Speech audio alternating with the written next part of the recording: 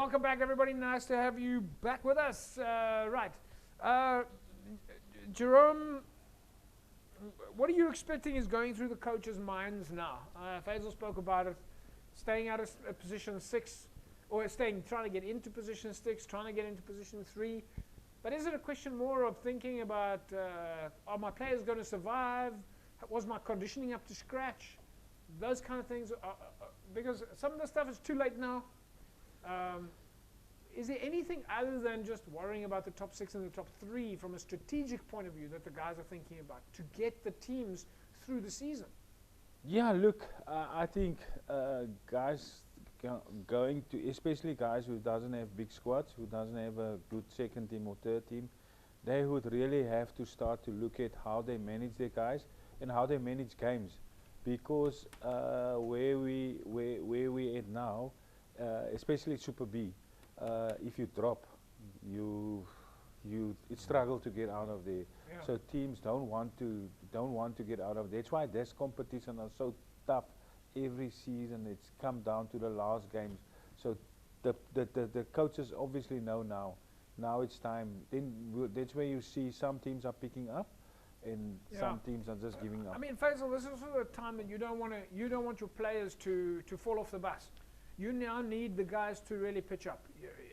Especially if you're in that middle zone and you're not sure if you're going up, you're going down, you've got everything to fight for. This is also where players will come out if they want to play for the coach. Yeah. If you've been looking after your players, if you've been treating your guys well, that's what you need right now. You can't take any risks whatsoever. Yeah. No, definitely. I think every club has its own challenge. You know, there's some clubs that's struggling with the numbers, trying to make sure you get the numbers out of practice, make sure you're fulfilling your games. I think the key thing is now also, you know, you're reaching at that stage where, you know, how do you motivate some of your players? How do you keep them going? How do you, you know, we spoke about the rain, the weather. Yeah. You know, you're looking at the log. How do you keep the guys busy? How do you, like Kelser, how do you keep the guys busy? They're looking at the log. How do you keep them motivated? So you're reaching this point now. You know, also from a registration point, the deadline for registrations is now the end of 30th of June. Basically, you can't do any more registrations. So you've got the last couple of weeks to make sure that you're secured with the amount of players that you have from your first team. But I think the key thing with our fixtures as well is that, you know, you take into consideration your second, your third, your under 20. So if you want to be there on top, you've got to make sure the rest of the club is functioning so that you don't lose a point. So there's plenty of factors that the guys are looking at, JP, and I think, again, you're at this point where, you know, each club has its challenge, and you now got to make sure that, you know, you've ticked all those boxes. Yeah. JP, just on that point, you also mentioned it now. I just think, like you're asking me, one thing that I want to say to coaches now, you're going to lose games, but the most important thing now for coaches is to keep their players focus on the next game. Don't be too negative about the lose of the game, because you're going to lose players, and you can't afford to lose players. And also coaches, right in the beginning of the season, you hear some coaches say, you're not in my plans. Now these guys are all in your plans. What about the flip side? Let me ask you guys, because we've got to take looks on the results and logs, and we're still going to take, but what about the flip side? The executive committee of the club, they also need to be able to look after the coach. They must treat the coach well, because that's one of our big problems we see is people start losing, and all of a sudden the committees and the chairpersons or the fans, they're unhappy with the coach, and everyone's shouting, fire the coach. But you must remember to protect the coach and look after the coach. Yeah, that's also another good point. It's true, because you can fire the coach now, but how long does it take for a coach to build a team? Oh, then you're in trouble. Then you're in more trouble. No, but I think the one thing is also, JP, I think we're starting to see one of the challenges is not only with the coaches, it's also the executive. So people are tending to start looking at pointing at fingers. I think now's the time where you see the strength of a club, and especially with the executive and that there, you know, many of the times you win games off the field, you got to win it on the field. And I think some of the clubs where we're finding people are starting to focus more now is on blaming the chairman, the secretary. This was a problem, that was a problem. I think it's a time now where, you know, you got to relook at everything and just make sure, like Jerome says, you take each game as it comes. You got the next 5 or 6 games. Like we said, Kelser is not out of the running, but it's up to them to make sure that they still, you know, keep that goal and that focus in hand in that. Yeah. All right, folks, let's quickly take a look at some of the last highlights of All Saints Vineyards, and then we're going to give you some of your fixtures coming up this weekend.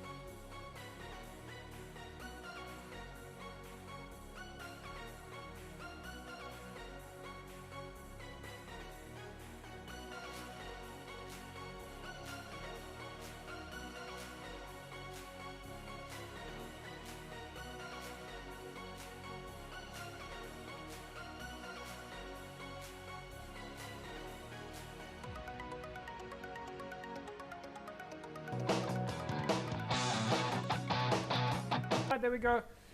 Vineyards, All Saints, and big thanks to Fernando Fabius for that footage, and of course a win there then for Vineyards over All Saints, 34 points to 29. Right, folks, well, of course, as you know, every week we give you an opportunity to win yourself a case of Score energy drinks. Here's last week's competition, which we flighted on Facebook, and we gave everybody an opportunity to win this case of Score energy drink, and congratulations then to last week's winner, Carlo Boyson, who correctly gave the name of the team. Faisal, would you like to announce the team? I think it's Primroses, if I'm not mistaken. One of your teams. One of my teams. One of your teams, yeah. Well, there we go, everybody. Let's take a look at some of your other results then in Super League C. It was a win for Gardens. It was a win for Young Peoples. Macassar with a win over Busy Bees. Atlantis came out on tops over Rangers, and Primrose with a win over Massive Pumulele. While in the Northern League, we saw Whistling Wheels on top, Wraithby with a win over Windmill United, and then Young Wesleys with a win over Northerns, and Young Stars coming out on top over Titans. City League saw a draw between LC Sophia and Manenberg Rangers. Kaya Licha went down to Silverleaf, and Temperance Perseverance in a big derby match. Temperance saw a 19-17 win for themselves. All right, everybody. Let's take a look at some of your fixtures coming up this weekend in Super League A. It's Unimil St. George's, Villages Helderberg, False Bay Hamiltons, Tigerberg SK Woomers, and Kelsriver and Brackenfell. All right, Jerome, I'm going to give you first bite at the cherry here. There's a couple of big games this weekend. Anyone jump out for you there? I would say Tigerberg SK. Tigerberg SK, all right. Well, let's take a look at the barometer then for Tigerberg SK. The barometer tells us that Tigerberg, especially after last week's results, are the odds-on favourite. They've got a home ground advantage, 3-1 in favour of Tigerberg. Faisal, would you say the barometer is right or wrong? I would go with SK this weekend. You're going to go with I'm SK gonna go this with SK. weekend? I think they've got something to prove. They like seasoned campaigners, and I think this is a game where they're going to hopefully try and turn it around. All right, folks, other predictions this weekend is, of course, Kelsriver up against Brackenfell. All right, as you can see there, Kelsriver sitting at number 14 on the log, Brackenfell at number 11 on the log. The odds are very, very equal in this case. Jerome, away win percentages for both these teams is sitting at 0%. Both these teams are lingering around the bottom of the log. It is a very, very tiny favour, and it's mainly because of the fan factor that Kelsriver, even with no points on the log currently, they are the odds favourite to win this game. Yeah, look, I would also go with Kuilsriver as a bit of the underdog, so I'll go with Kuilsriver because they need points, and I think this is one of the games that they can target. Yeah. I don't know, Faisal, I see you nodding Yes. in agreement there. Let's take a look at another game then. Villages and Helderberg. This one is also extremely equal. Villages currently 37 on the log. Helderberg 8 on the log. Log points is 8 and 17. The interesting thing here is that Helderberg currently winning more games away from home than Villages is winning it at home. But nevertheless, so we'll see where it goes. But yeah, sure, it's going to be a fantastic game. Franschhoek Belhar, we've of course got so many more games to take a look at, but that is a wrap for us tonight. Jerome, thank you very much. Try stay warm, try stay dry, and hopefully the Cape Town traffic doesn't drive you as mad as it's driving me. Yeah, look, I have to Calm nowadays have 3 sets of clothes in my car because I have to change about 3 Yeah. times after coaching. So yeah. And finally, Faisal, the women's rugby team is doing really well. They scored a big result away from home, beating Eastern Province last week, and you've got the women's trials happening at the moment. Yeah, no, definitely the ladies are doing very well Yeah. after the the Bulls win. I think they're on a rhythm, and I think also we've had the trials now that took place. So in the next 3 weeks or so, a lot of hard work ahead. The junior weeks I think now end of June.